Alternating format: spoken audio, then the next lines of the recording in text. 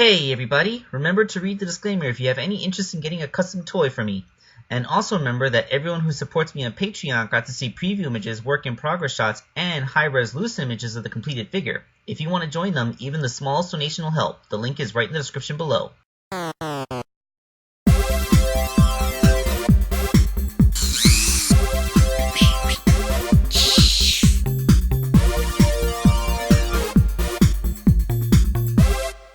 Hello out there, this is Wake Angel 2001 coming at you with the next part of Aidenatorx's commission. It is Maisie the Hedgehog. Now, if Maisie looks a little bit familiar to some of you, that's because the inspiration for this particular OC was Bernadette the Hedgehog. That was Sonic the Hedgehog's mother from the Archie Comics continuity. So, yeah, like the blue hedgehog with the blonde bangs. And you know what? Now that I think about it, I made a lot of Sonic's family over the years. I made an Uncle Chuck figure. I made Mannequin Sonia. I've even made Queen Alina at least once, but I've never actually made Jules and Bernadette yet. Maybe I should get around to that sometime soon, but you know, that's for future Angel to worry about. Now we're making this toy. So since this is one blue hedgehog into another, the base figure is of course going to be Sonic the Hedgehog. And the first step, of course, was dismantling it and sculpting on the details.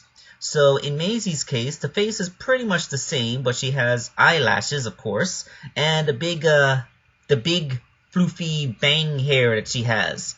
You know, it's always kind of an interesting thing to get all those points on, but you know, that's just the sculpting tactile feel. It doesn't really transcribe very well to describing how it works, as you can see from my stumbling through this part for something to say. The body was also a fairly light mod. There wasn't much sculpting that I needed to do to it except to feminize it up a little bit. And since this character is wearing like an overshirt with a big fold, as you can see by the lapels, I didn't actually need to try and do anything to make it curvier. Which is a good thing because the way that Sonic's body is shaped, it's really not possible to make it curvier. That's just the way that it's built. Like the mushroom peg that attaches to the waist is too much of the internal volume, so you can't really shape down the sides like you can with silver. And aside from that, the arms and legs are pretty much just repaints. Although with the hand, I did make a hole in it so that she could wield a bow, because the character is holding a bow in the concept image. So with all the parts made, all that's left to do is put her back together again. So let's take a look at the completed Maisie the Hedgehog figure. And here she is. She is a lighter shade of blue, that Look at Me blue that I bought a while ago, which I have nicknamed the Meeseeks blue because, you know, I'm Mr. Meeseeks, look at me, which is actually a very convenient shade. It just so happened to be the exact color I needed. Her bow is simply taken from one of the Lord of the Rings figures.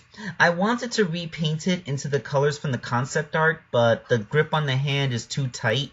So when you put the bow into and out of her hand, it would scrape the paint off. So I just figured, it looks nice the way it is. It's a cute bow that way. And you know, like Maisie still has all the articulation. I wish that this was the Sonic figure that had the bicep swivels instead of just the regular cut arms. I didn't have any bicep swivel arms on hand, which really would have helped for archery poses, but, you know, parts are getting rarer and rarer. Anyway, she still looks great, doesn't she? Thank you all for watching this video. I am working on other stuff as we speak, and my opportunity to play Santa this year is coming up, so that's going to be a fun thing to do. Look forward to that. This is Wake Angel 2001 signing off.